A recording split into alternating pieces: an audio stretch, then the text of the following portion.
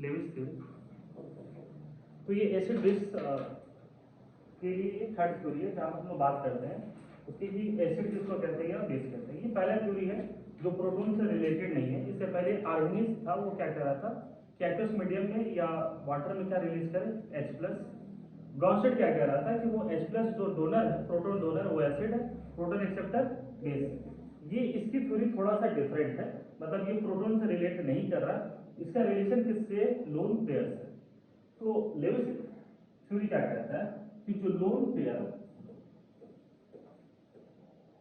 Pair acceptor है, ठीक है, लोन पेयर एक्सेप्टर वो क्या हो जाएंगे, लेविस एसिड। लोन पेयर जो एक्सेप्टर है वो लेविस एसिड, और loan pair donor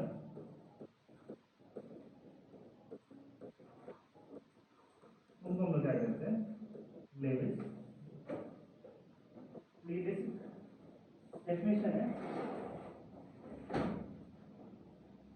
Lewis acid है लेविस बेस का, जिनका रिलेशन किससे, लोन पेयर से, कि जो लोन पेयर डोनेट कर रहा वो लेविस बेस हो जाएगा और जो एक्सेप्टर है वो एसिड। इस चीज को देखो समझाते हैं। जैसे बोरोन के लिए बात करते हैं ना, BH3, तो बोरोन के लिए बात करें तो बोरोन यहाँ पर टोटल कितने बॉन्ड बना रहे हैं, 3 बॉन्ड बना रहे हैं। तो बॉन्ड बनाने के बाद इसके पास टोटल कितने इलेक्ट्रॉन्स हो गए, 6 इलेक्ट्रॉन्स। इनका ऑक्टेट अभी भी इनकम्प्लीट है, मतलब ये चाह रहे हैं कि इनको कहीं से 2 इलेक्ट्रॉन मिल जाए या एक पेयर ऑफ इलेक्ट्रॉन। साथ ही साथ बोरोन के पास में क्या होता है, वैकेंट ऑर्बिटल होता है। तो वैकेंट ऑर्बिटल है तो ये क्या करेगा, इलेक्ट्रॉन पेयर एक्सेप्ट कर सकता है। तो इलेक्ट्रॉन पेयर ये एक्सेप्टर है, दैट्स व्हाई BH3 क्या होगा, एक एसिड। उसी तरीके से NH3 के बारे में हम लोग बात करते हैं। तो NH3 के पास में एक लोन पेयर है, तो प्रोटॉन को या किसी भी दूसरे स्पीसीज को, यहाँ पर कोई ऐसा जरूरी नहीं कि प्रोटॉन को डोनेट करे, किसी भी स्पीसीज को अगर ये अपना लोन पेयर क्या करे, डोनेट करते, तो अकॉर्डिंग टू लेविस ये क्या हो जाएगा बताओ, ये बेस, और ये क्या हो गया, एसिड। तो बस इतना ही है, lone pair acceptor is acid and loan pair donor is base. तो नॉर्मली अगर हम बात करेंगे लोन पेयर एक्सेप्टर कौन होंगे, जो इलेक्ट्रॉन की बात करते हैं। तो इलेक्ट्रॉन एक्सेप्ट वो करना चाहेंगे जिनके पास इलेक्ट्रॉन क्या है, कम, मतलब basically they are electron deficient compound. और इसी चीज को हम लोग यहाँ पर क्या कहते हैं कि ये जो होता है वो इलेक्ट्रोफाइल होता है, और ये क्या होता है, ये न्यूक्लियोफाइल होता है। हम लोग ऑर्गेनिक में पढ़े ना कि ये इस तरीके से इलेक्ट्रोफाइल, और ये क्या है, ये न्यूक्लियोफाइल। और ये लोन पेयर डोनेट कर रहा, तो बेसिकली लोन पेयर डोनर कौन होता है, जो इलेक्ट्रॉन रिच कंपाउंड होते हैं। तो ये इसके बारे में हम लोग यहाँ पर बात करें। लिखो,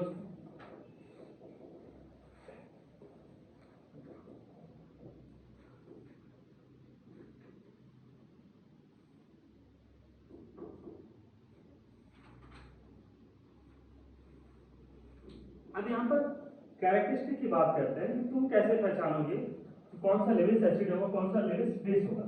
जैसे अगर मानो कि नॉर्मली हम इस तरीके से लिखते BH3 और NH3, तो ये अगर हम बात करें ज्योमेट्री या इस तरीके से, तो पहली बार देखो दोनों कैसे दिख रहे हैं, एक ही जैसे दिख रहे हैं। तो यहाँ पर अगर आपको डेप्थ नॉलेज नहीं है तो यहाँ पर ये डिफिकल्ट हो जाएगा कि कौन लेविस एसिड है, कौन लेविस बेस। तो उन्हीं चीजों को कैरेक्टरिस्टिक के बारे में हम बात करते हैं। तो लिखा characteristic of Lewis acid, characteristic of Lewis acid, characteristic of Lewis acid, characteristic of Lewis acid. तो पहला देखो पॉइंट, एक मिनिमम, अगर हमसे बोला जाए सर एक मिनिमम क्राइटेरिया बताइए कि जिससे समझ में आ जाए कि ये लेविस एसिड होगा, लेविस बेस। तो जो मिनिमम क्राइटेरिया है कि कम से कम उसके पास एक वैकेंट ऑर्बिटल होनी चाहिए। ये किसके लिए, लेविस एसिड। लेविस बेस के लिए मिनिमम ये क्या होना चाहिए, उसके पास लोन पेयर होना चाहिए। ये मिनिमम क्राइटेरिया। उसके अलावा भी बहुत सारी चीजें हैं। जैसे पहला पॉइंट हम क्या कह रहे हैं कि अगर कंपाउंड का इनकम्प्लीट ऑक्टेट है, इनकम्प्लीट ऑक्टेट है, तो वो क्या हो जाएंगे, लेविस एसिड। जैसे अगर हम लोग बात करते हैं BH3, BH3 मतलब सारे हाइड्रोजन ले सकते हो, तो यहाँ पे BF3, BCl3, BBr3, BI3, AlCl3, BeCl2 and so. ऐसे कंपाउंड जिनका ऑक्टेट इनकम्प्लीट है वो क्या करेगा, वो हमेशा कोशिश करेगा कि इलेक्ट्रॉन पेयर हम एक्सेप्ट करें, लोन पेयर एक्सेप्ट करें, और इनको हम लोग क्या कंसीडर कर लेंगे, लेविस एसिड। दूसरा पॉइंट कितना, और कैटायन। कैटायन का मतलब है कि उनके ऊपर चार्ज कैसा होता है, पॉजिटिव। पॉजिटिव चार्ज है मतलब वो हमेशा क्या चाहेगा, इलेक्ट्रॉन। तो ऐसे स्पीसीज क्या हो जाएगा, एक हम लोग बात कर सकते हैं कि इलेक्ट्रॉन पेयर एक्सेप्टर होगा, electron pair acceptor, that is Lewis acid. तो यहाँ पर ऑल कैटायन बस, हाँ एक्सेप्ट इनको नहीं कंसीडर करते हैं, except NH4 plus and H3O plus. इसको इलेक्ट्रोफाइल वाले में भी चीजें हम समझाए थे कि भाई इसके पास इतने पॉजिटिव चार्ज हो गए, ये फर्दर बॉन्ड बनाने या लोन पर एक्सेप्ट करने नहीं कर सकता। इसके पास 4 ऑर्बिटल्स हैं, चारों ऑर्बिटल्स भर गए। H3O प्लस में भी वही है। तो कहने का मतलब इनके ऊपर ये 4 हैं कि इनके ऊपर में क्या हो जाए, कहीं से इलेक्ट्रॉन आ जाए, लेकिन इनके पास में कोई भी वैकेंट ऑर्बिटल बोलो नहीं है। क्योंकि में ऐसा होता है कि तुमको कोई चीज और खाने का मन है, नहीं तुम्हारा पेट भर चुका है, तो ये वही कंडीशन है। ये चाह रहा है कि इलेक्ट्रॉन इसको मिले, लेकिन इसके पास कोई वैकेंट ऑर्बिटल नहीं है। वैकेंट ऑर्बिटल लगा तभी तो ये इलेक्ट्रॉन का क्या करता है, एक्सेप्ट करता है। उस तरीके से कहते हैं कि जितने भी कैटायन होंगे वो किसकी तरह बिहेव करेगा, एज अ लेविस एसिड। जैसे फॉर एग्जाम्पल समझो, एक समझा देते हैं H प्लस के लिए। तो हाइड्रोजन में एक इलेक्ट्रॉन होता है, अगर H प्लस के लिए बात करें तो उसका ऑर्बिटल तो रह गया, लेकिन इसके इलेक्ट्रॉन क्या होगा, खाली। तो कभी भी अगर इलेक्ट्रॉन पेयर की बात करें या लोन पेयर, ये क्या करेगा, एक्सेप्ट करेगा। अगर लोन पेयर एक्सेप्टर क्या हो जाएंगे, लेविस एसिड। इसी तरीके से अगर हम लोग बात करें Na plus, K plus, Rb plus, Cesium plus, ऐसा नहीं कि Mg प्लस 2 भी हो सकता है, Mg plus 2, Ca plus 2, Zl plus 2। Positive charge वाले कुछ भी हो सकते हैं, Ag प्लस, Cu प्लस, इस तरीके से पॉजिटिवली चार्ज स्पीसीज कोई भी हो सकता है, और ये हमेशा क्या करेगा, इलेक्ट्रॉन पेयर एक्सेप्ट करेगा, और इलेक्ट्रॉन पेयर एक्सेप्टर क्या हो जाएंगे, दैट इज लेविस एसिड। ये दोनों चीजें क्लियर है। थर्ड पॉइंट हम बात करते हैं, कुछ ऐसे एटम जिनके वैलेंस शेल में 6 इलेक्ट्रॉन है, मीन्स कुछ ही बात कर सकते हैं, that is atoms having 6 electrons in their valence shell. For example, oxygen क्या होता है 2,6, सल्फर 2,8,6। तो ये ऑक्सीजन कभी भी ऑक्टेट कंप्लीट करने के लिए कितना इलेक्ट्रॉन गेन करेगा, 2, मीन्स एक लोन पेयर। तो हम ये कह सकते हैं कि ये एक लोन पेयर क्या करेगा, एक्सेप्ट कर लेगा। सल्फर भी क्या करेगा, एक्सेप्ट कर लेगा। तो इस तरह according to Lewis, oxygen and sulphur they are also considered as Lewis acid.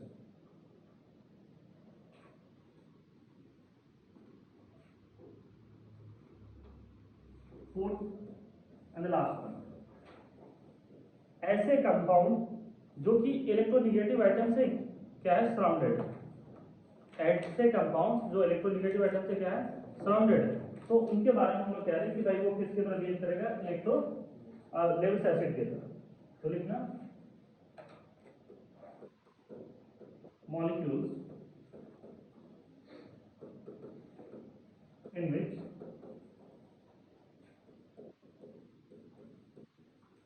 central atom is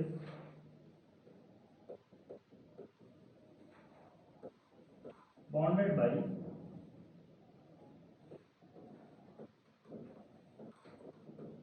highly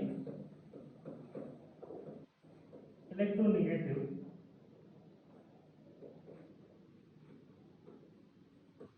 highly electronegative atom. ऐसे मॉलिक्यूल्स जहां पर सेंट्रल एटम का बॉन्डिंग किसके साथ है, हाई इलेक्ट्रोनेगेटिव एटम्स के साथ।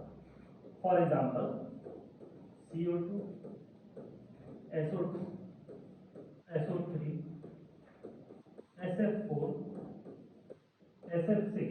देखो यहाँ पर ऑक्टेट के बारे में बात नहीं कर रहे हैं, ऑक्टेट का ये तो सुपर ऑक्टेट है, मतलब इन सब के पास में तो 12 इलेक्ट्रॉन है, 12 इलेक्ट्रॉन है, फिर भी किसकी तरह बिहेव कर रहा है, इलेक्ट्रॉन पर एक्सेप्टर।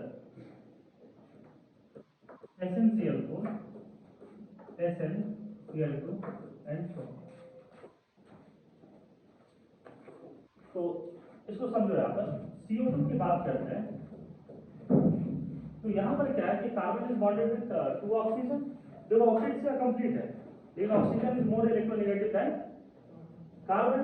तो ये इस बॉन्ड को यहाँ से अगर तोड़ेगा तो ऑक्सीजन के पास में क्या बन जाएगा, नेगेटिव, इसके पास पॉजिटिव। इसका मतलब कार्बन जो है वो क्या हो गया, इलेक्ट्रॉन डिफिशिएंट भी हो गया, और साथ ही ये वैकेंट ऑर्बिटल भी है। क्यों?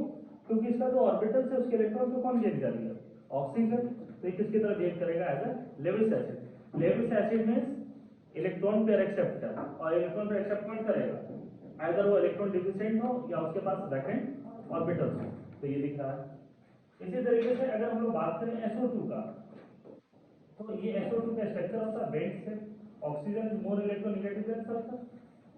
तो इस तरीके से यहाँ पे क्या होगा, सल्फर के ऊपर में पॉजिटिव चार्ज जनरेट होगा, और यहाँ पर अब देखो इसके सल्फर के वैलेंस शेल में 10 इलेक्ट्रॉन है, लेकिन इसके ऊपर अभी भी क्या है, पॉजिटिव चार्ज। तो ये हमेशा कोशिश करेगा कि हमें कहीं से एक इलेक्ट्रॉन पेयर मिल जाए, और ये इलेक्ट्रॉन पेयर एक्सेप्ट करेगा, तो ये किसके तरफ बिहेव कर जाएगा, दैट इज लेविस एसिड। इसी तरीके से SO3 भी समझो, S double bond O, double bond O, double bond, ये इधर उठो।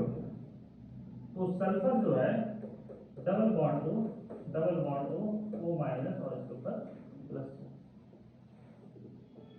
उसी तरीके से SnCl4, SF4, ये सभी किसकी तरह बिहेव करेगा, एज ए लेविस एसिड। इसको लिखते चलो साथ ही साथ। तो जैसे यहाँ पे हम बात करें, देखो SF6 की समझो, यहाँ पर सल्फर जो है टोटल कितने बॉन्ड बना रहा है, बोलो 6, लेकिन फिर भी ये इलेक्ट्रॉन पेयर क्या है, एक्सेप्टर है। रीजन, तो they are bonded with electronegative item. ये सारे फ्लोरीन क्या करेगा, सल्फर के इलेक्ट्रॉन को अपनी तरफ विड्रॉ करेगा। तो विड्रॉ करेगा तो सल्फर के ऊपर कैसा चार्ज जनरेट होगा, पार्शियल पॉजिटिव, और ये सब इधर विड्रॉ करेगा तो इसके ऊपर कैसा चार्ज होगा, पार्शियल पॉजिटिव। और सल्फर के पास में क्या है, वैकेंट d ऑर्बिटल है। मान लो तो ऐसा नहीं, लेकिन है कि अगर किसी आदमी का मान लो कि सैलरी सफिशिएंट है तो उसे पैसे की जरूरत ना पड़े। मान लो ऐसा आदमी है, अगर हम लोग इंडिया में बात करें तो अगर किसी का सैलरी लाख रुपए अगर मिल रहा है तो उसके लिए क्या है, सफिशिएंट सैलरी है इंडिया में, वो आराम से सर्वाइव कर लेगा। लेकिन हो सकता है कि उस मंथ में उसके बहुत सारे एक्सपेंडिचर आ जाए, बच्चों का एडमिशन कराना हो जाए, है ना, या मान लो कि फैमिली में कोई हेल्थ इश्यूज आ जाए, या किसी भी तरीके का घर बनाना है, प्लॉट लेना है, किसी भी तरीके से, तो मान लो कि देयर मतलब क्या है, विड्रॉइंग। तो विड्रॉइंग करेगा तो इसके ऊपर कैसा होगा, वो नीडी होगा। मीन्स सफिशिएंट है फिर भी वो क्या है, नीडी है। तो यहाँ पर भी वही चीज है, इसके पास 12 इलेक्ट्रॉन है, लेकिन सभी विड्रॉइंग नेचर के, सभी एक्सपेंडिचर्स है। तो ये क्या होगा, सल्फर हमेशा किसके तलाश में रहेगा कि लोन पेयर मिल जाए। तो ये चीजें आपको ध्यान में रखना होगा, और ये बच्चे अक्सर इग्नोर करते हैं। उनको यही पता है कि incomplete octet and vacant orbital ये मिनिमम क्राइटेरिया किसके लिए, लेविस एसिड के लिए। लेकिन ये सारे के सारे लेविस एसिड है, सभी लोन पेयर एक्सेप्टर्स है। ऑल्दो दे आर इलेक्ट्रॉन, मतलब कह सकते हो कि सुपर ऑक्टेट है। भाई 12 इलेक्ट्रॉन है, ऑक्टेट के लिए कितने इलेक्ट्रॉन चाहिए था, 8। तो ये इस तरीके से हम यहाँ पर बात कर सकते हैं। तो ये लेविस एसिड पहचान जाओगे तो मिनिमम क्राइटेरिया फाइनली तुमको क्या समझ में आया, वैकेंट ऑर्बिटल, और क्या होना चाहिए, इलेक्ट्रॉन डिफिशिएंट। तो एक पॉइंट करके लिखना, if the compound is electron deficient, if the compound is electron deficient and have if the compound is electron deficient and have at least one vacant orbital, if the compound is electron deficient and have at least one lone pair, then it can be a Lewis acid. तो वो Lewis acid एकदम हो सकता है। तो हमें लगता है लेविस एसिड वाले जो चीजें हैं वो समझ में आ गया होगा, यस नो। नेक्स्ट उसमें टॉपिक लिखना स्ट्रेंथ ऑफ लेविस एसिड। क्या सभी लेविस एसिड का स्ट्रेंथ एक बराबर होगा? क्या सभी लोन पेयर एक जैसे एक्सेप्ट करेंगे, यस नो। तो लोन पेयर एक्सेप्ट करने के लिए तो कुछ चीजों पे डिपेंड करता है ये चीजें। लोन पेयर कौन ज्यादा एक्सेप्ट करेगा या इस पर तो लिखा Lewis acid strength is directly proportional to, कह सकते हो Z इफेक्टिव ऑफ चार्ज। मतलब जितना ज्यादा पॉजिटिव चार्ज होगा उतना ही जल्दी वो क्या करेगा, इलेक्ट्रॉन एक्सेप्ट करेगा। और दूसरा क्या होना चाहिए, साइज बड़ा होना चाहिए कि साइज कम होना चाहिए? साइज कम होगा तभी तो इलेक्ट्रॉन डेंसिटी क्या होगा, ज्यादा। पहला वाले तो क्या चीज सिखाना चाह रहे हैं कि अगर कहीं पर ऐसा मिल जाए Mg+2 है और Na+ है, तो इन दोनों में बेहतर लेविस एसिड कौन हो जाएगा, जिसका चार्ज ज्यादा। तो समझ में आया।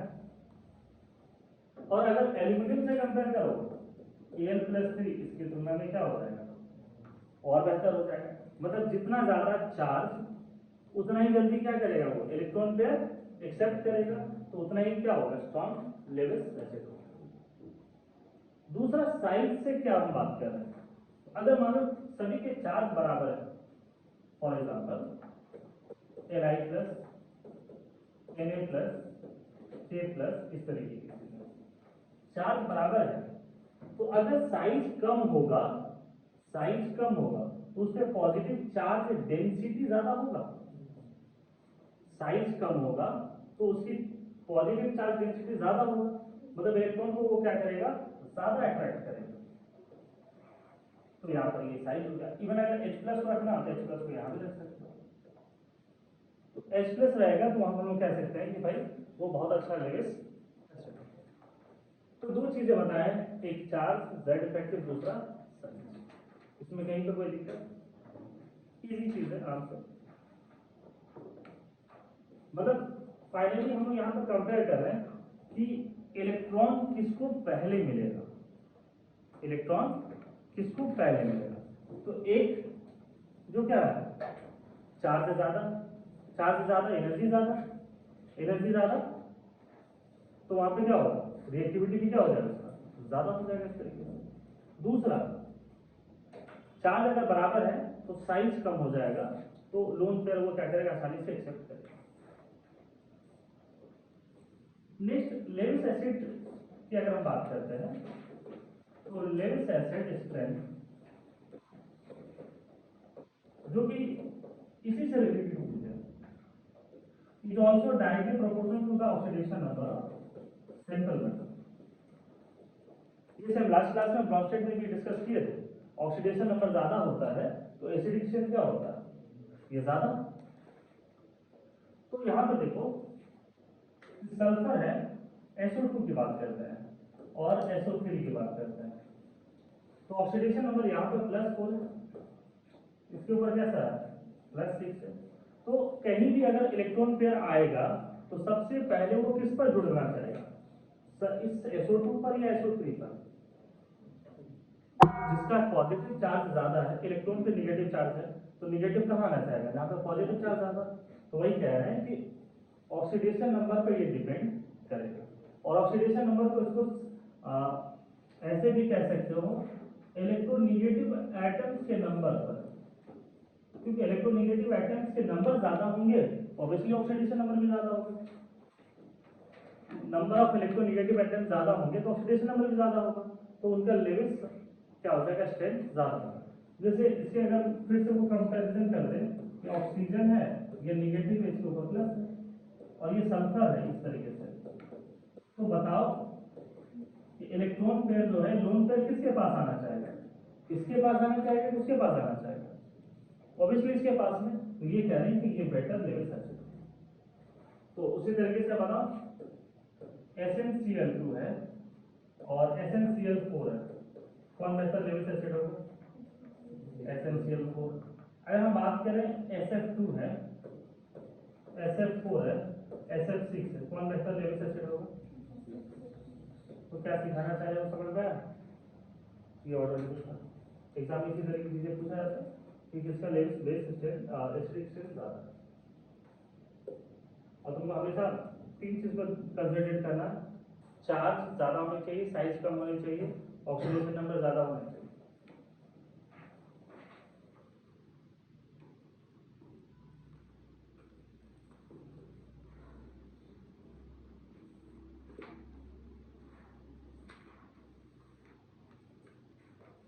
केटाइन जितना छोटा हो जाएगा उतना उसका लेवल का स्ट्रेंथ क्या हो जाएगा, उतना ही ज्यादा होगा। ठीक, एक और यहाँ पर चीज सिखाना चाह रहे हैं, ये सिलेबस में आपको 3 से 4 बार आएगा। एक बार हम बैक बॉन्डिंग में पढ़ा चुके हैं, हैलाइड्स ऑफ बोरॉन, फिर इनऑर्गेनिक में भी पढ़ाएंगे, ऑर्गेनिक में पढ़ा रहे हैं, फिजिकल में भी पढ़ा रहे हैं, मतलब टोटल 4 बार सिलेबस में आएगा। तो सोच लो इसका इंपॉर्टेंस कितना ज्यादा। इट मीन्स कि हम यहाँ पे बात करने वाले हैं कि Lewis acidic strength of halides of boron, that is BF3, BCl3, BBr3 and BI2, इनका लेविस एसिड स्ट्रेंथ कंपेयर करना है। बैक बॉन्डिंग में पढ़ा चुके आपको। तो यहां पर अगर हम लोग डिस्कस करें कि ये बोरोन, फ्लोरीन और ये इस तरीके से यहां पर फ्लोरीन,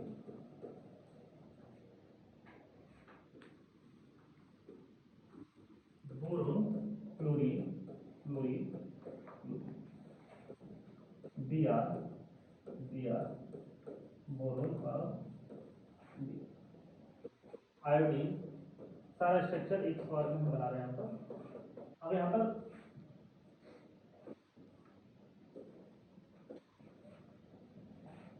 बोरोन अपने कौन सा ऑर्बिटल यूज करेगा, 2p, फ्लोरीन कौन सा यूज करेगा, 2p। बैक बॉन्डिंग याद आ रहा कुछ? इसके पास वैकेंट ऑर्बिटल है, बगल वाले के पास में क्या है, लोन है। तो इनके पास यहाँ पे बैक बॉन्डिंग और 2p के बीच में ये 2p और 3p, बोरोन का 2p और ब्रोमीन का 4p, ये क्या हो जाएगा 2p एंड 5p। हम आपको बताएं थे कि इनके बीच में बैक बॉन्डिंग होता ही नहीं बहुत अच्छा से, क्योंकि बैक बॉन्डिंग एक प्रकार का क्या है, ओवरलैपिंग है। तो यहाँ पर इस चीज को देखना होगा कि बैक बॉन्डिंग कहाँ पर बेहतर हो रहा है। और ये बैक बॉन्डिंग वाले चैप्टर में आपको बताए थे कि भाई 2p का बैक बॉन्डिंग ज्यादा अच्छा होता है as compare to 2p 3p। ये तरीके बैक बॉन्डिंग का सर लेविस एसिड से क्या रिलेशन है। तो देखो अगर इसको यहीं से इलेक्ट्रॉन मिल जाएगा तो ये बाहर से इलेक्ट्रॉन लेना चाहेगा, बोलो। फिर यहाँ पर इसमें भी बैक बॉन्डिंग है, इसको भी इलेक्ट्रॉन मिल रहा है लेकिन इसको यहाँ पे ज्यादा मिलेगा क्योंकि डिस्टेंस कम है तो ओवरलैपिंग ज्यादा होगा। तो बैक बॉन्डिंग से इसको इलेक्ट्रॉन यहाँ पर क्या मिल रहा है, ये ज्यादा मिल रहा है और यहाँ पर कम मिल रहा है। तो यहाँ पर बैक बॉन्डिंग ये क्या है, रिवर्स डायरेक्शन में जा रहा है इस तरीके से। तो इसको अगर यहाँ से इलेक्ट्रॉन मिल जाएगा तो बाहर से ये लोन करना चाहेगा नहीं। इसीलिए ना कि अमीरों के बच्चे कम मेहनती होते हैं।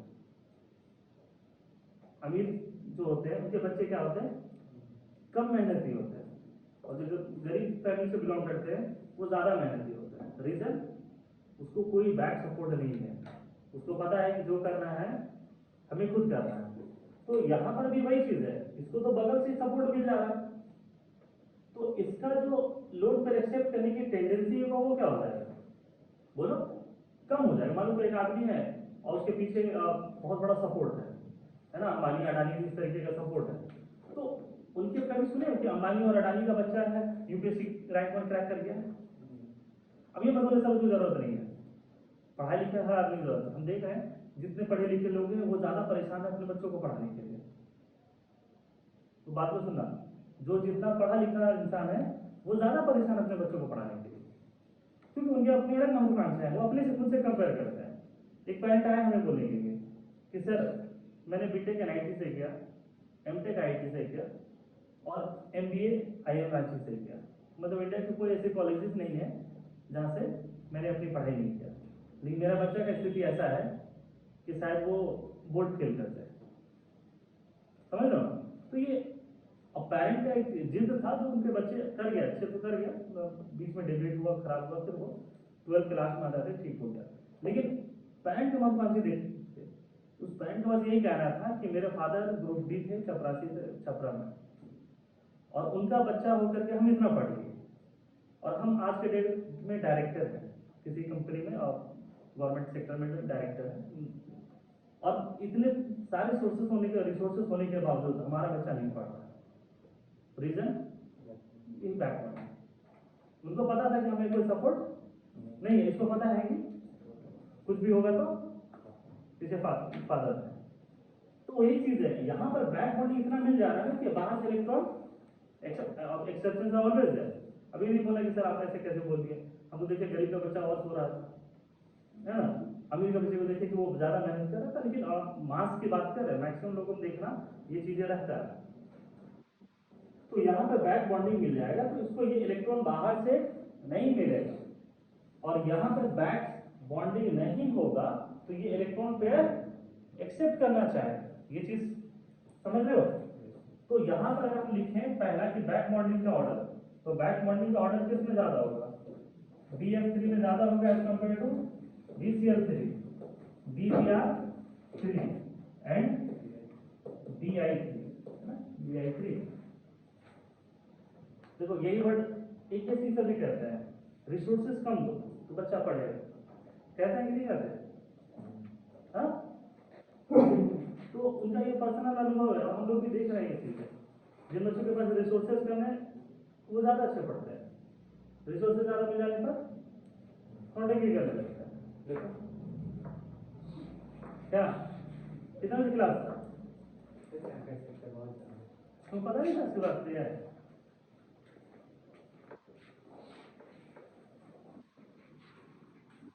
जैसे ये खुश रहता होगा अपने भैया और दीदी का रिजल्ट से, क्या इसके भैया का रिजल्ट कितना? 305 एडवांस में, और दीदी का कितना था? 1100 1200 1415 रैंक। तो ये उसी रैंक से खुश रहता है, क्या आदित्य?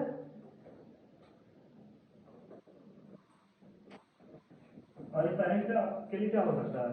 बेटा IIT और बेटी एम्स पढ़ना है, तो कोई भी गार्जियन यही होता है, 3 डेट में सीखे होगे तो क्या, बेटा इंजीनियर और बेटी डॉक्टर। तो ये बैक बॉन्डिंग का ऑर्डर है। तो यहां से अगर हम बात करें कि लेविस एसिड का स्ट्रेंथ, तो लेविस एसिड का स्ट्रेंथ क्या हो जाएगा? तो BF3 से ज्यादा बेहतर कौन हो जाएगा? BCl3, और इससे ज्यादा BBr, है ना, 3, और इससे ज्यादा BI।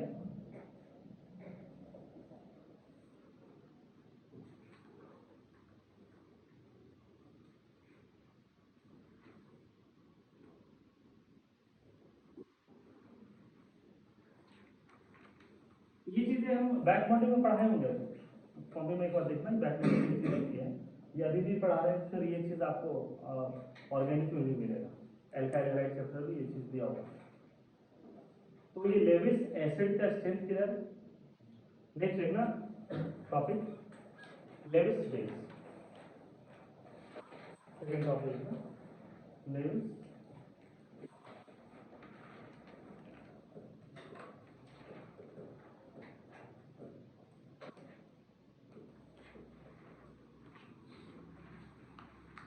लीव्स बेस किसको कहेंगे? जो लोन पेयर डोनर होते हैं। लोन पेयर डोनेट कौन करेंगे? लोन पेयर डोनेट कौन करेंगे? जिनको ज्यादा इलेक्ट्रॉन रिच होंगे, यही कह सकते हैं ना, जो जितना ज्यादा इलेक्ट्रॉन रिच होंगे। तो लेविस बेस में लिख लेना फिर से LP donor, lone pair donor, बस एक वर्ड लिख लो, lone pair donor. Lone pair donor को क्या कहते हैं? Lewis base. Characteristic of Lewis base, characteristic of Lewis base, ये छोटा सा ही टॉपिक है। कैरेक्टरिस्टिक ऑफ लेविस बेस, तो पहला पॉइंट लिखना, neutral species having at least one lone pair. Neutral species having at least one lone pair, ऐसे न्यूट्रल स्पीसीज जिनके पास कम से कम एक लोन पेयर हो जाए, वो किसकी तरह बिहेव करेगा? Lewis base. For example NH3 RNH2 primary amine, RNH R और RN R और ये R। तो इस तरीके से अगर हम लोग बात करें तो इन सभी के पास में क्या है? Lone pair. कैसे? तो जो प्लस M वाले ग्रुप हैं वो क्या हो सकते हैं? लेविस बेस हो सकते हैं। ये सब हो जाएंगे। इसके अलावा H2O भी होता है, लोन पे डोनेट करते देखो होगा जब एसिड हाइड्रोलिसिस वगैरह में, ये रिएक्शन में ये लोन पे डोनेट करते हैं। इसके अलावा ROR जिनके पास लोन पेयर है वो डोनेट करेगा और किसके तरह बिहेव करेगा? एक लेविस बेस की तरह। अगर किसी आइटम के पास एक से ज्यादा लोन पेयर है फिर भी वो एक ही लोन पेयर डोनेट करेगा। रीजन? दूसरा lone pair out of plane चला जाता है। लोन पेयर डोनेशन वगैरह इस तरीके की चीजें कब होता है? जब प्लेन में होता है। तो एक डोनेट करेगा तो दूसरा कहां चला जाएगा? आउट ऑफ प्लेन में, क्योंकि दो लोन पेयर सेम नहीं हो सकते, प्लेनर या पैरेलल नहीं हो सकते रिपल्शन की वजह से, तो वो आउट ऑफ प्लेन पर। तो ये चीजें समझ में आ रहा है। लेविस बेस किसको कहेंगे? पिछली बार लेविस एसिड जो है वो केटायन को कह रहे थे, तो यहां पर हम कह सकते हैं कि जितने भी एनायन है वो किसकी तरह बिहेव करेगा? Lewis base. इसमें कोई एक्सेप्शन नहीं है। सेकंड पॉइंट लिखना, if the atom contains at least one negative charge, if the atom contains at least one negative charge, if the atom contains at least one negative charge, then it must be a Lewis base.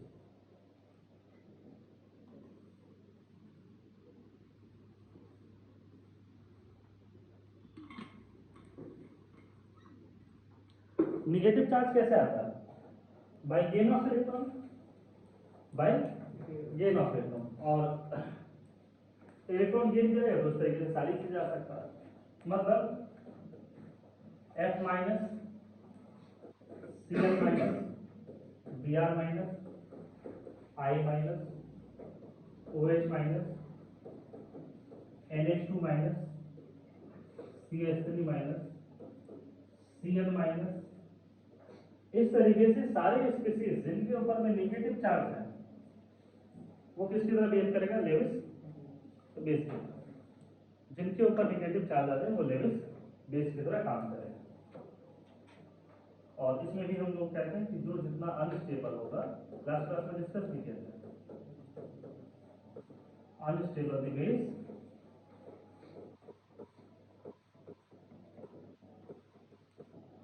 More will be क्या हो जाएगा? Basic. और जितना ज्यादा उसके ऊपर में क्या हो जाए? नेगेटिव चार्ज हो जाए, जितना ज्यादा इलेक्ट्रॉन रिच होगा उतना ही वो क्या होगा? डोनेशन की कैपेसिटी ज्यादा होगी। जैसे अगर हम आपसे पूछें कि कहीं पर एक कंपाउंड है जिसके ऊपर में N-3 है, नाइट्रोजन है NH-2 है और NH2 माइनस है, और एक है जिसके ऊपर कोई चार्ज नहीं है NH3, सभी के पास लोन पेयर है।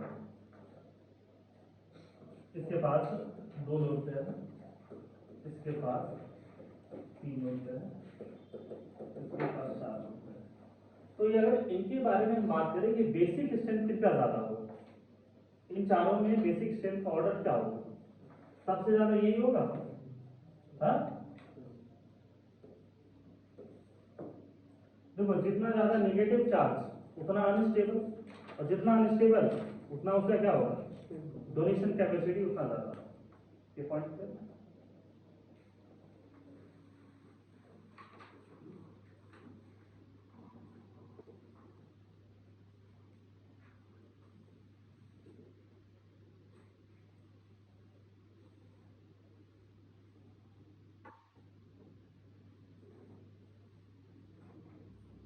लिख ली इसको। तो यहाँ पर एनसीईआरटी वाले जो टॉपिक्स थे वो कंप्लीट हुआ। एक इनऑर्गेनिक का थोड़ा सा छोटा टॉपिक आता है 5 मिनट का, उसको हम करा देते हैं। तो लिखना लक्स फ्लड थ्योरी। अभी मत बोला कि सर ये लक्स साबुन वाले कंपनी का है क्या? लक्स हिंदुस्तान यूनिलीवर का है ना, ये लक्स अलग है, ये लक्स अलग। जैसे लोगों को लगता था कि युवराज सिंह और हरभजन सिंह दोनों भाई हैं, है ना, जो फॉरेनर उनको क्या लगता था ये दोनों ये भाई है ना? तो लेकिन तो लक्स फ्लड थ्योरी ये इनऑर्गेनिक का थ्योरी है और सिंपल तरीके से ये क्या कहता है, थोड़ा सा एग्जांपल देखो कि हम एग्जांपल से समझाते हैं। कैल्शियम ऑक्साइड है और CO2, ये आपस में रिएक्ट करके क्या बनाएगा CaCO3, और ये डिसोसिएट किस में होगा Ca+2 और CO-। इसका मतलब इस ओवरऑल रिएक्शन में कैल्शियम ने अपना ऑक्सीजन जो है ऑक्साइड के फॉर्म में रिलीज किया। तो यहां पर ये जो थ्योरी है, पहले प्रोटॉन और लून पर से रिलेट हो रहा था, ये थ्योरी किससे रिलेट होगा ऑक्साइड से। इसका कहना है कि जो ऑक्साइड का मतलब होता है O-2 ऑक्साइड डोनर होंगे, वो क्या होगा बेस। ऑक्साइड डोनर क्या होंगे बेस, और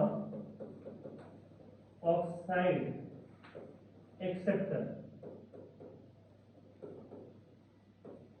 ये क्या हो जाएंगे बोलो एसिड। तो CO2 जो है वो ऑक्सीजन को यहाँ एक्सेप्ट किया, तभी तो ये किसमें कन्वर्ट होगा बताओ कार्बोनेट में। देखो CO2 किसमें कन्वर्ट हो गया CO3-2 में, कैसे बाय गेन ऑफ O-2। तो यहाँ पर CO2 किसके तरह बिहेव कर रहा है एसिड, और कैल्शियम मेटल ऑक्साइड्स क्या होते हैं बेसिक। तो ये देखो कि इसमें क्या रिलीज किया ऑक्सीजन। तो ये लक्स फ्लड थ्योरी बस इतना ही कहता है कि जो एसिड्स होते हैं वो क्या होते हैं ऑक्साइड एक्सेप्टर होंगे, और बेस क्या होंगे ऑक्साइड डोनर। क्लियर है? ये इनऑर्गेनिक में मिलेगा बहुत जगह, जैसे फ्लक्स बनाने में कुछ इस तरीके से FeO है और इसका रिएक्शन SiO2 से करते हैं। तो यहाँ पर क्या बनता है FeSiO3, उसको स्लैग कहता है। अगर कोई पढ़ा होगा 10th में क्या कहते हैं स्लैग। तो बेसिकली ये डिसोसिएट किस में होगा Fe+2 और SiO3-। तो यहाँ पर आयरन अपना ऑक्सीजन रिलीज कर रहा, तो ये किसकी तरह बिहेव करेगा बोलो, और ये तो लक्स फ्लड थ्योरी में बस आपको इतना ही पढ़ना। हो सकता है कि आपसे छोटे छोटे क्वेश्चन पूछ दे कि lux Flood theory is related with option हो सकते हैं ऑक्साइड, हैलाइड, सल्फाइड, कार्बोनेट, तो तुम्हारा आंसर क्या हो जाएगा ऑक्साइड। या ऐसे क्वेश्चन आ सकते हैं कि oxide is related with the use of the following theory, तो Arrhenius, Bronsted, Lewis, Lux Flood theory या कुछ भी नाम दे दो वहां पर। तो छोटा सा टॉपिक होता है 5 मिनट लगता है, इसलिए इसको यहीं करा सकते हैं इनऑर्गेनिक के बदले। ये लक्स फ्लड थ्योरी यहाँ से कंप्लीटेड है। तो अब हम लोग आएंगे quantitative analysis of acid base, quantitative analysis of acid and bases. मतलब हम क्वांटिटी के अकॉर्डिंग बताएंगे कि कौन ज्यादा एसिडिक है कौन कम। Quantitative analysis of acid and base, कौन ज्यादा एसिडिक है कौन ज्यादा बेसिक है, उसके बारे में हम लोग अब यहाँ पर कंपेयर करेंगे। तो यहाँ पर कुछ स्केल होते हैं, उन स्केल पर आते हैं। तो सबसे पहला जो स्केल बात करते हैं Ka and Kb, Ka and Kb scale. Ka कुछ नया नहीं है, equilibrium constant for the acid, Kb equilibrium constant for the base. पूरे इक्विलिब्रियम में इस तरीके से छोटे जो मिलेगा ना वो चीजों को रिप्रेजेंट करता है। जैसे KSP मिल गया सॉल्युबिलिटी प्रोडक्ट, KH मिल गया तो हाइड्रोलिसिस के लिए इक्विलिब्रियम कांस्टेंट। तो जो यहाँ पे छोटे में लिखा रहेगा ना बता रहा है कि वो किस टाइप के रिएक्शन के लिए। तो K is the equilibrium constant for an acid. तो मान लो कि HA कोई एक एसिड है और ये डिसोसिएट कर रहा है H प्लस और A माइनस, ठीक है, ये होमोजेनियस है मान लो इस तरीके से। तो Ka की लिए बात करें तो ये क्या होगा, H plus concentration into A minus divide में क्या होगा, बोलो, HA concentration of product divide by concentration of reactant. Organics ने क्या कहा था, एसिडिक स्ट्रेंथ किसके प्रोपोर्शनल होता है, H प्लस आयन, मतलब जो जितना ज्यादा H प्लस रिलीज करे उसका एसिडिक स्ट्रेंथ उतना ज्यादा। तो यहां से हम इसको रिलेट कर सकते हैं कि acidic strength is directly proportional to Ka का वैल्यू, क्योंकि जब H प्लस का वैल्यू ज्यादा होगा तो Ka का वैल्यू भी क्या होगा, ज्यादा होगा। तो फाइनली हम लोग यहाँ पर ये कह सकते हैं कि acidic strength is directly proportional to the value of Ka, मतलब जिसका Ka ज्यादा होगा उसका एसिडिक स्ट्रेंथ ज्यादा, जिसका Ka कम उसका एसिडिक स्ट्रेंथ कम होगा। मान लो कि दो एसिड है HA1 एंड HA2 और इसका जो Ka है वो 10 का पावर -3 है और इसका जो Ka है वो 5 इंटू 10 का पावर -4। तो आपसे पूछा जा सकता है कि इन दोनों में ज्यादा स्ट्रॉन्ग एसिड कौन है, इन दोनों में ज्यादा स्ट्रॉन्ग एसिड कौन सा है, HA1 है या HA2 है। Ka किसका वैल्यू बढ़ा, ये, तो ये इसका एसिडिक स्ट्रेंथ क्या होगा, ये ज्यादा होगा। ये देखो ना 10 का पावर -3 और 10 का पावर -4, 5 से मल्टीपल देख रहे हो, ये जानबूझ के फंसाने के लिए लिखा है। इसको क्या लिख सकते हैं यहाँ पर 1 इंटू इस तरह 10 इंटू 10 का पावर -4, तो Ka कंपेयर करना, तो जिसका Ka का वैल्यू ज्यादा उसका एसिडिक स्ट्रेंथ ज्यादा होगा। इसमें ज्यादा डाउट नहीं होगा ना, फटाफट लिखते सब उसको।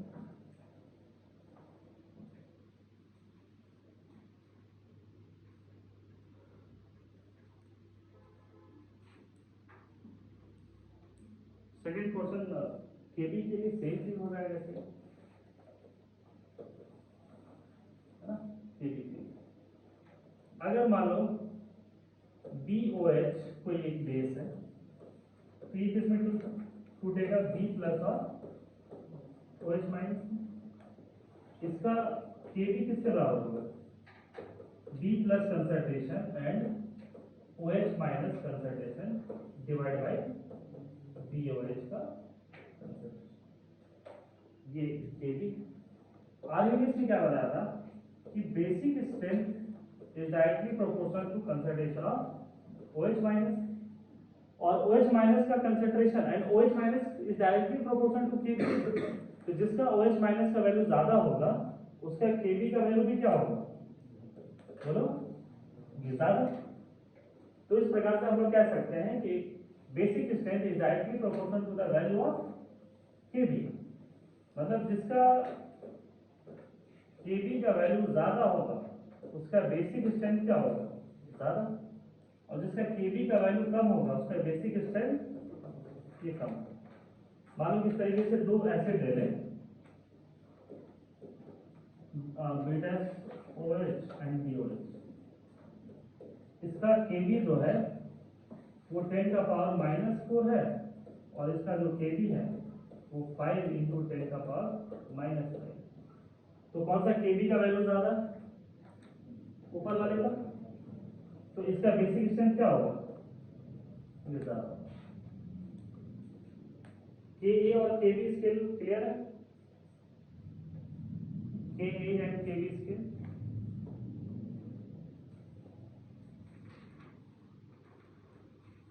एक चीज देखो, ये वैल्यू तो हम अपने मन से कुछ भी यहाँ पर लिख दिए हैं, लेकिन एक चीज दिख रहा होगा कि सभी का जो वैल्यू है बहुत छोटा वैल्यू है।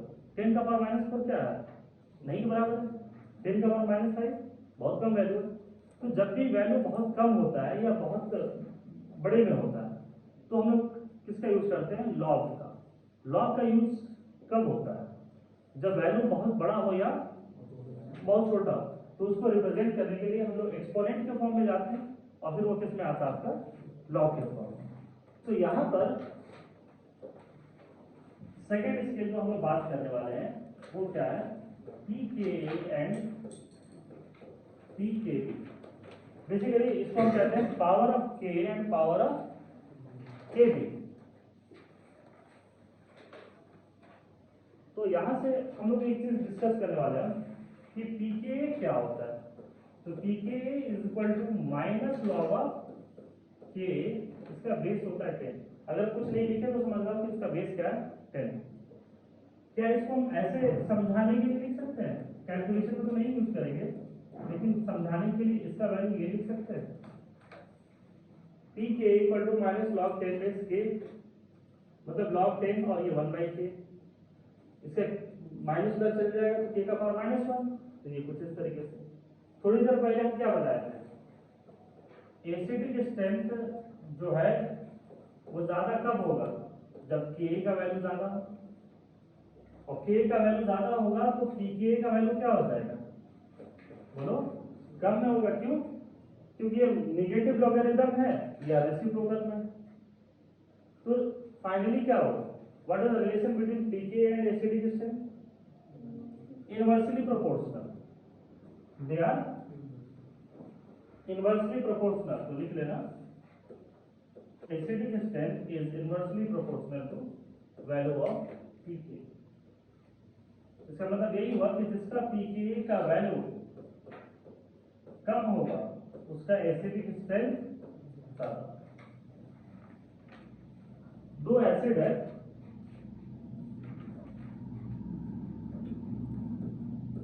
इसका पीके है 0.65 और इसका जो पीके है 1.35 पीके। तो बताओ कि इसमें एसिडिक स्ट्रेंथ किसका ज्यादा, इसका क्या होगा, ये सब। पीके का वैल्यू कम मतलब एसिडिक स्ट्रेंथ ज्यादा। जिस प्रकार कहते हैं कि कम रैंक लाने वाले बच्चे क्या है, ज्यादा फंडामेंटल स्ट्रॉन्ग है नॉलेज वाइज में अगर बात करें तो, जिनका रैंक कम है, तो उस तरीके से यहाँ पर इनवर्सली प्रोपोर्शनल। पीके क्लियर है? तो एज लाइक पीके क्या होगा, पीके भी वैसा ही होगा। तो पीके बी की अगर हम लोग बात करते हैं तो P K B is also minus log of K B, और इसको क्या लिख सकते हैं, लॉग 10 बेस के का पावर -1। फिर ये क्या हो जाएगा, लॉग 10 बेस 1/k। तो बेसिक स्ट्रेंथ ज्यादा कब होगा, जब केबी का वैल्यू ज्यादा, और केबी का वैल्यू ज्यादा होगा तो पीकेबी का वैल्यू क्या हो जाएगा, पीकेबी का वैल्यू कम हो जाएगा। It means basic strength is also inversely proportional to पीके।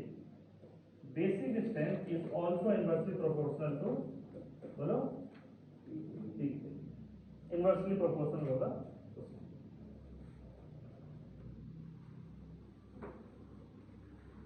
तो ओवरऑल देखो हम क्या क्या सिखाएं, एसिडिक स्ट्रेंथ कब ज्यादा होगा, जब के का वैल्यू ज्यादा हो या पीके का वैल्यू कम हो। बेसिक स्ट्रेंथ ज्यादा कब होगा, जब केबी का वैल्यू ज्यादा हो या पीकेबी का वैल्यू कम हो। And there is no direct या calculating relation between P K and P K B. जैसे पढ़ते होगे ना तो कि P H plus P O is equal to 14, तो ऐसा कहीं कोई बुद्धि मत लगा देना कि पीके प्लस पीकेबी इक्वल टू भी कुछ होगा। इनसे यहाँ पे कोई मतलब नहीं है। कुछ ऐसे रिएक्शन आते हैं वहां पर उनका वैल्यू चेंज होता है या रिलेशन होता है, लेकिन रिएक्शन टू रिएक्शन होता है, ऐसे कोई डायरेक्ट रिलेशन नहीं है। पीके पीकेबी क्लियर है, यस और नो? ठीक है। Ostwald dilution law. ओस्टवाल्ड एक साइंटिस्ट है, इनका बहुत बड़ा कंट्रीब्यूशन है केमिस्ट्री में, इवन फिजिकल और इनऑर्गेनिक्स हर जगह पर इनका भी। तो ओस्टवाल्ड को ये सबसे पहले एप्लीकेबल किसके लिए, वीक इलेक्ट्रोलाइट का। और ये क्या कहता है कि वीक इलेक्ट्रोलाइट का डाइल्यूशन करते हैं तो डिग्री ऑफ डिसोसिएशन क्या होता है, इंक्रीज करता है। तो इसका स्टेटमेंट लिखना ओस्टवाल्ड डाइल्यूशन लॉ का।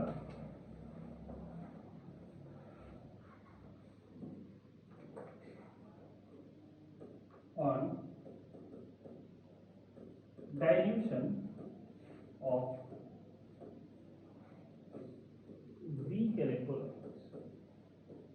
डाइल्यूशन वीक का कहना है, स्ट्रॉन्ग का नहीं कहना, ये ध्यान में रखना। On dilution of weak electrolyte there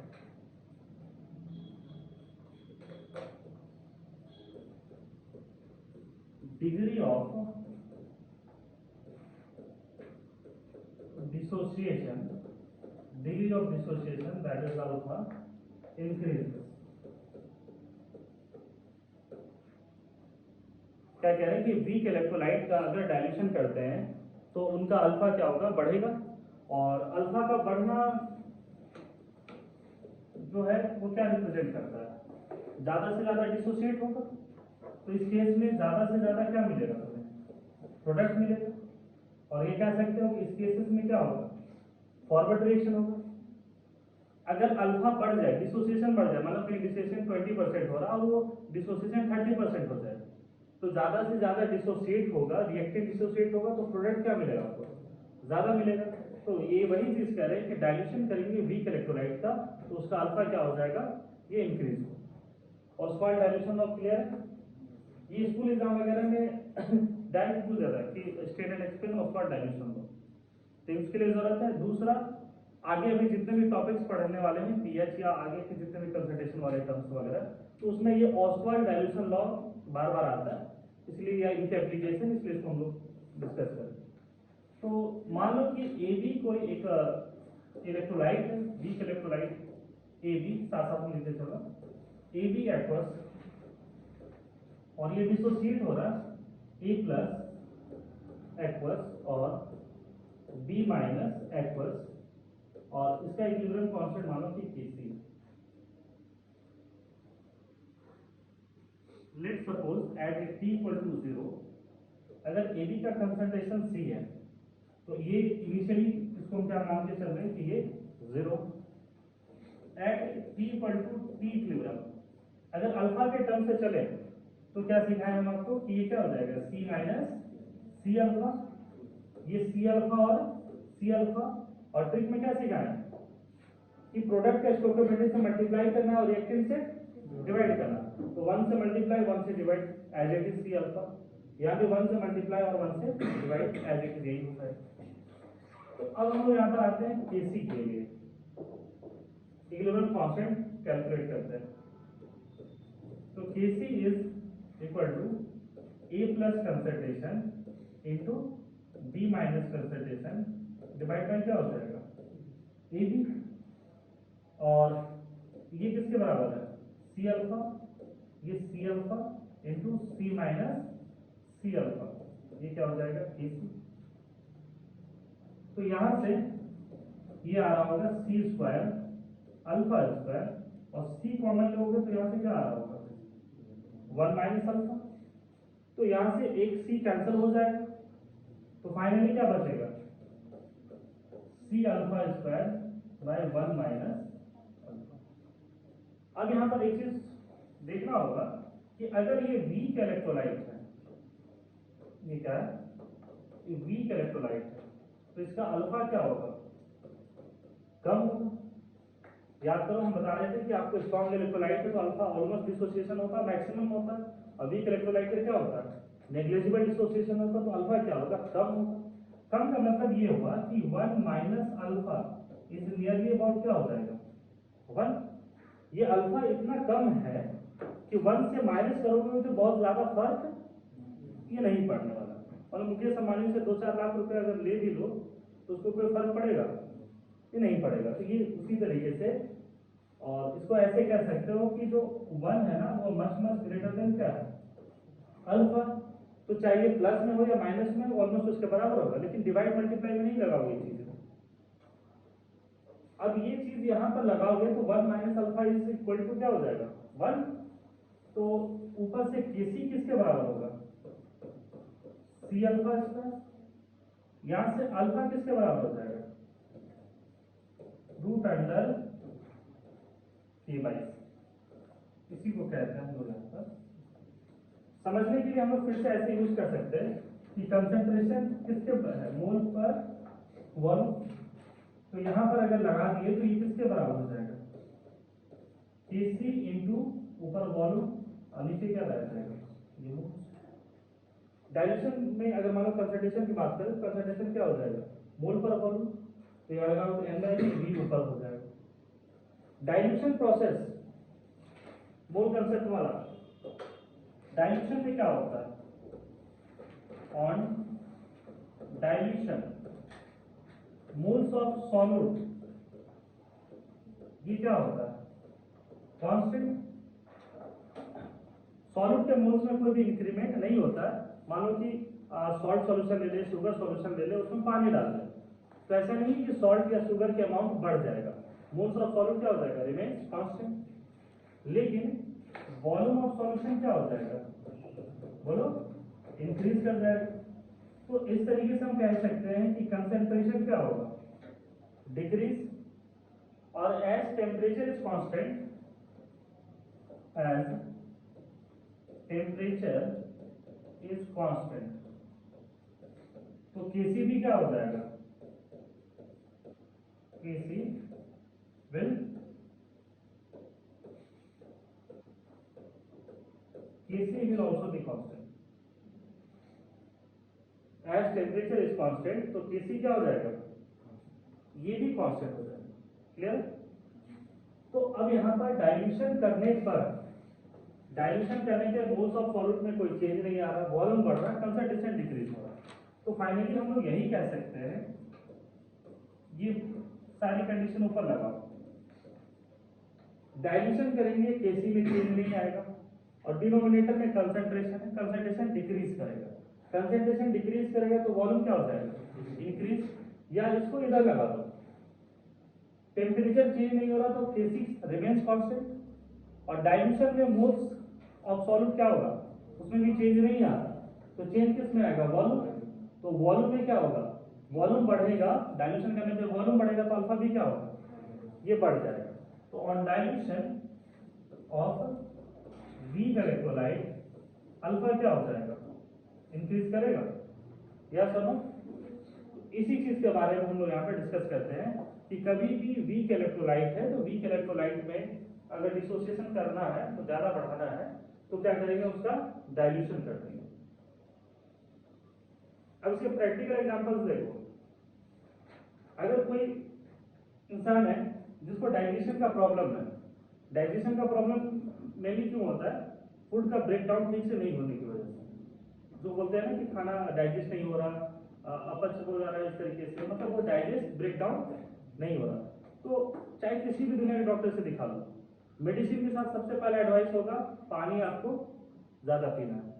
पानी पीने का मतलब डाइल्यूशन बढ़ाना, और डाइल्यूशन बढ़ेगा तो फूड का ब्रेकडाउन क्या होगा, ये ज्यादा होगा। एक चीज प्रैक्टिकली ऑब्जर्व करना कि जब तुम पानी रेगुलर ज्यादा पीना स्टार्ट कर दोगे तो तुमको भूख भी ज्यादा लगेगा, और पानी कम पियोगे तो भूख ये कम लगेगी। इसीलिए ना बहुत जगह फास्टिंग में लोग पानी भी नहीं पीते हैं, पानी नहीं पिएगा तो भूख ये नहीं लगे, पानी पियोगे ब्रेक डाउन होगा तो फिर क्या होगा, भूख लगेगी। बहुत सारी चीजें इस तरीके से डॉक्टर सबसे पहले ये बोलता है। इन्वर्टर बैटरी, तुम एक चीज देखोगे कि तुम्हारे घर में पेरेंट या कुछ भी है, देखिए बैटरी का एफिशिएंसी कम हुआ, पानी भर दिया उसमें, रीजन डाइल्यूशन। डाइल्यूशन करेंगे तो क्या होगा, डिग्री ऑफ डिसोसिएशन बढ़ेगा, रिएक्शन किधर जाएगा, फॉरवर्ड। तो बैटरी के अंदर केमिकल रिएक्शन ज्यादा होंगे तो ज्यादा एनर्जी प्रोड्यूस होगा। मान लो बैटरी बैकअप आते आते 10-15 मिनट के लिए हो गया, तो वह काम करो, उसमें पानी भर दो पूरा, पानी भरोगे तो बैटरी बैकअप फिर से 1-1.5 घंटा 2 घंटा 3 घंटा आराम से हो देना स्टार्ट कर देगा। बिना ये नहीं कि बैटरी पुराना है नया, कुछ भी नहीं, तुम उसमें पानी डाल दो, उसके बैटरी बैकअप क्या हो जाएंगे, बढ़ जाएंगे। तो ये प्रोसेस कौन सा है, ऑस्वाल्ड डाइल्यूशन। ये चीजें क्लियर है।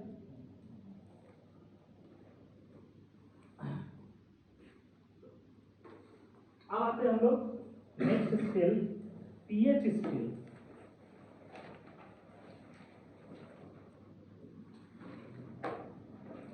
यही सबसे इंपॉर्टेंट स्केल में भी आता है। बाकी जो स्केल हम लोग पढ़े के, केबी, पीके, पीकेबी, उनका डायरेक्ट एप्लीकेशन नहीं है, उनका हर जगह कुछ ना कुछ इंटरमीडिएट का फॉर्म में रहता है, लेकिन डायरेक्ट कैलकुलेशन किसका होता है, पीएच का। तो पीएच के बारे में कहते हैं कि this scale is given by Hemant Soren. क्यों, तो लोग सर मजाक कर रहे हैं। लोग स्पेलिंग सेम है, it is given by Sorensen, it is given by 1903-4 के आसपास की बात है। उस जमाने में सोरेनसन करके एक बहुत अच्छे केमिस्ट हुआ करते थे, तो उन्होंने पीएच स्केल डिफाइन किया था। तो बच्चों को याद रहे, बाकी तो सोरेनसन भूल जाएंगे, लेकिन हेमंत सोरेन कम से कम रांची वाले बच्चों को याद रहेगा। तो इसलिए कहते हैं कि ये किसके द्वारा डिस्कवर किया गया था? Hemant Soren, that is Sorensen. PH scale जो है, इनका जो कैलकुलेशन है, कैलकुलेशन पार्ट जो है वो based on water, calculation part क्या है? Based on water. ऐसे पीएच के अपने अलग डेफिनेशन होते हैं। तो पीएच के बारे में अगर हम बात करें कि पीएच किसको कहते हैं, तो लिखना it is defined as, it is defined as, अभी हम पूछे किसी बच्चे से कि पीएच क्या होता है, तो तुरंत बच्चा बोलेगा minus log of H plus, कहोगे ना पीएच क्या होता है? Minus log of H plus, लेकिन बट डिफाइन पीएच, तो बहुत सारे बच्चे नहीं बता पाएंगे इसका। तो pH it is defined as degree of H plus ion concentration. pH is defined as degree of H plus ion concentration, and mathematically pH is equal to minus log of H plus ion concentration. This one is pH. pH is defined as degree of H plus ion concentration on your. Similarly, अगर हम लोग discuss करें pOH के बारे में, तो ये क्या हो जाएगा? It is degree of,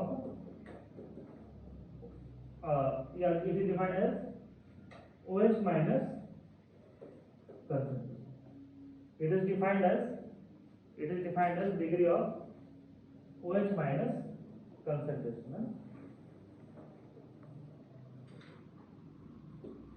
It is defined as degree of OH minus concentration. It means POH is equal to क्या हो जाएगा? Minus log of OH minus, कहीं कोई दिक्कत? POH का डेफिनेशन क्लियर है? आते हैं उसके कैलकुलेशन पार्ट पर।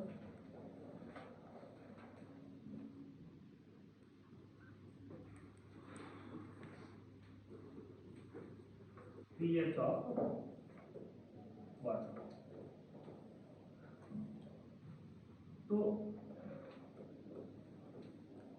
Kw equilibrium constant for the water, Kw is equilibrium constant for the water, Kw है ना of water at 25 degree Celsius, इसको अंडरलाइन करना, is 10 का power minus 40. Equilibrium constant for the water at 25 degree Celsius is 10 का power minus 40. ये practically observe है और इन्हीं सब चीजों पर हम लोग का आभार है। तो वाटर के बारे में डिस्कस कर रहे हैं, तो यहाँ पे देखो क्या ले रहे हैं, H2 aqueous aerosol, H plus aqueous OH minus aqueous। अगर ये C है, ये से 0 ये C alpha C minus C alpha, और इसके लिए क्या हो जाएगा? Kw which is equal to 10 का power minus 14 at 25 degree Celsius. तो Kw जो लिखेंगे आप, तो Kw किन पर डिपेंड करेगा? Concentration of H plus and concentration of OH minus. H2O reactant side में है और लिक्विड के फॉर्म में, तो इसको क्या कंसीडर करेंगे? यूनिटी, तो इसको इससे डिवाइड नहीं करेंगे। इट मींस Kw किस पे डिपेंड करेगा? तो concentration of H plus and concentration of OH minus.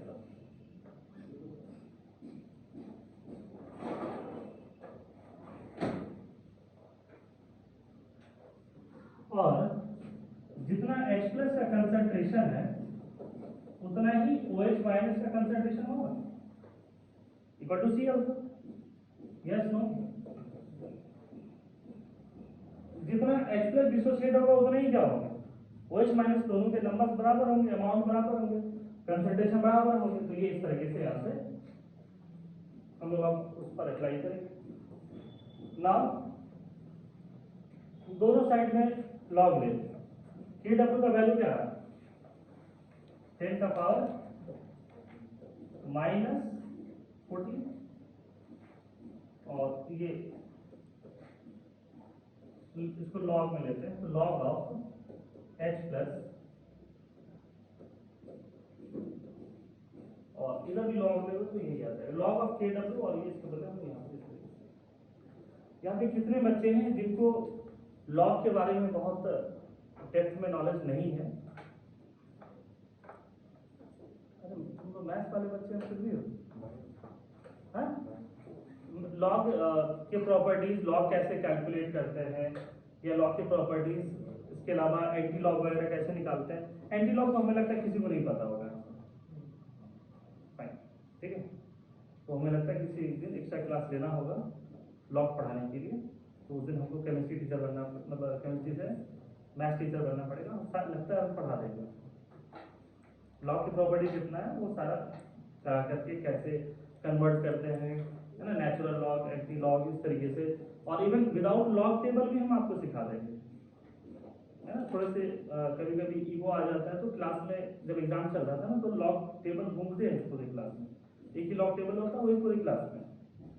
तो क्या होता है जब न्यूमेरिकल सॉल्व करते हैं, तुम्हें जरूरत है उस समय मिलेगा नहीं, कोई और सॉल्व कर रहा है, और क्लास में इतने बदमाश बच्चे होते हैं, जब तुम्हें जरूरत पड़ेगा तब नहीं देगा, और तुम उसको छोड़ करके नेक्स्ट क्वेश्चन में चले गए, सॉल्व कर रहे हो। तो फिर बाद में चीज़ों को सीखे। तो एक टीचर मिले हैं केमिस्ट्री के टीचर, है ना, वो सीनियर टीचर थे, तो उन्होंने बोले कि देखो को हम उनको सिखाते हैं विदाउट लॉग टेबल।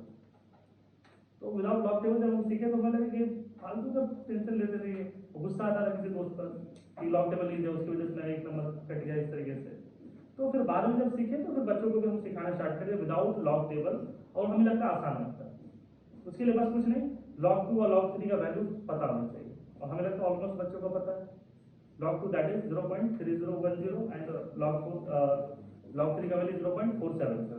बाकी इतना है, बाकी हम सब सिखा देंगे, log 4, log 6, log 5, log 10, log 8, log 9, जितने वैल्यू है सारे सब कुछ के साथ साथ इवन एंटी लॉग वगैरह भी सिखा देंगे, ठीक है। हाँ, थोड़ा प्रॉपर्टी आप लोग को इतना पता होनी चाहिए कि log ऑफ ए बी किसके बराबर होता है, log of A plus log of B. तो यहां पर इस चीज को हम लोग ऐसे लिख सकते हैं, log of H plus log of क्या हो जाएगा OH माइनस और इसको एक्टिव मास वाले कंसंट्रेशन। लॉग का एक और प्रॉपर्टी होता है, लॉग ई का पावर एक्स है, उसको क्या लिखोगे x log e, मतलब जो भी पावर में होगा उसको पहले लिखो। तो इसका मतलब यहाँ पर जो log 10 का पावर -14 है, इसको हम क्या लिख सकते हैं -14 log 10। बेसिकली log लिखते हैं, इसका मतलब बेस 10 है। किसी भी log का अगर बेस 10 और यहाँ पे हो तो उसकी वैल्यू 1 होती है। अगर log e बेस e लिख दिया उसका भी वैल्यू क्या होता है, ये 1। तो ये ओवरऑल वैल्यू क्या हो गया -14, यस नो, और माइनस, और ये इसकी वैल्यू होता है 1। तो minus log of H plus और minus log of OH minus, ये एक मीनिंगलेस वर्ड है। हम क्या करें, सभी को माइनस से मल्टीप्लाई कर देते हैं। तो ये माइनस से मल्टीप्लाई करने पे ये क्या हो जाएगा 14 is equal to minus log of H plus minus log of OH minus log of H plus किसके बराबर है pH minus log of OH minus pH, ये किसके बराबर आएगा 14। तो जो हम लोग पढ़ते हैं ना कि pH प्लस pOH का सम 14 के बराबर होता है, ये कहां से आता है, इसका डेरिवेशन क्लियर है।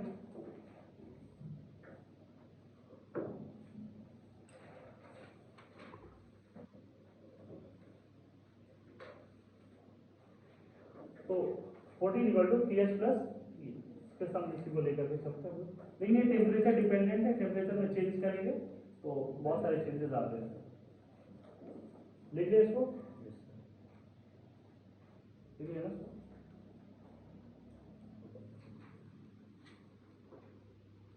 इसी में लिख लेना ionization product of water, ionization product of water. Basically इसमें हम लोग क्या कैलकुलेट करना चाहते हैं, degree of dissociation alpha, degree of dissociation है अल्फा। तो फाइनली आता है हमें क्या पता चला कि जितना H प्लस होता है उतना ही क्या होता है OH माइनस। दूसरा क्या पता चला कि KW इज इक्वल टू 10 का power -14 and which is equal to H plus into क्या होगा बोलो OH माइनस। और ये जब दोनों बराबर है तो इसको हम क्या H प्लस का स्क्वायर लिख सकते हैं, या ना भी लिखो तो भी कोई दिक्कत नहीं है। H प्लस कंसंट्रेशन ये इसको स्क्वायर में लिख लो, या H प्लस किसके बराबर आया था C अल्फा, OH माइनस कितना आया था C अल्फा। ये किसके बराबर है 10 का पावर -14। तो ये C अल्फा स्क्वायर आ गया। क्या यहाँ से C अल्फा स्क्वायर कितना होता है 10 का पावर -7 होगा। देखो फिर बात, ये C अल्फा स्क्वायर होगा और इसको स्क्वायर रूट में लेके जाओगे तो 10 का पावर -7 आएगा। दोबारा मूल कंसेप्ट करो, what is the concentration of water, what is the concentration of water. Let volume, अगर इसका पानी 1 लीटर लेते हो तो इसका मास कितना हो जाएगा 1 मतलब 1000 ग्राम होगा।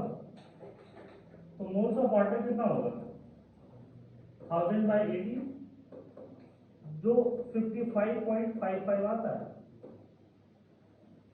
Now molarity is moles by volume. तो मोलैरिटी कितना है मोल्स बाय वॉल्यूम, तो मोल्स 1000 बाई 80 है। तो ये क्या हो जाएगा 1000 बाई 80, 55 नहीं रखना चाह रहे तो कैलकुलेशन थोड़ा टफ होगा। Divide by volume in litre 1 होगा। तो इस तरीके से हम कह सकते हैं कि मोलैरिटी ऑफ वाटर इज 55.55 मोल पर litre. Molarity of water is 55.55 मोल पर लीटर या इसके बराबर। तो मोलैरिटी किसके बराबर आ रहा 1000 बाई 80 और यही तो कंसंट्रेशन। तो C अल्फा इज 10 का पावर -7 और C किसके बराबर होगा 1000 बाई 80। तो ये C का वैल्यू यहां पर रखो। तो now alpha is equal to 10 का पावर -7 बाई C। फिर इसको लिखो 10 का पावर -7 डिवाइड बाई C कितना है 1000 बाई 80। ये ऊपर जाके क्या हो जाएगा 80 इंटू 10 का पावर -7 और ये जाकर -3, तो ये क्या हो जाएगा -10। तो यहां से ये value alpha is equal to क्या हो जाएगा 1.8 इंटू 10 का पावर -9। ये हो सकता है कि आपसे स्कूल में पूछ दे या कॉम्पिटिटिव एग्जाम में ये पूछे है ना कि इसका डिग्री ऑफ ये कितना। तो अल्फा कितना होता है degree of dissociation of water 1.8 into 10 का पावर -9। और अगर आपसे कभी पूछ दे अल्फा इन परसेंट तो क्या करोगे इसको 100 से मल्टीप्लाई करोगे। परसेंटेज निकालने के लिए क्या करते हैं 100 से मल्टीप्लाई, तो ये -7% होगा। तो एग्जाम में देखना कि आपसे क्या पूछा गया अल्फा इन डेसिमल या अल्फा इन परसेंट। तो ये डिग्री ऑफ डिसोसिएशन वाला पार्ट क्लियर है।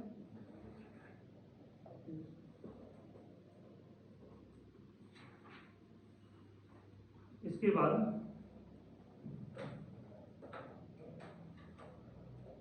लिखना इफेक्ट ऑफ टेम्परेचर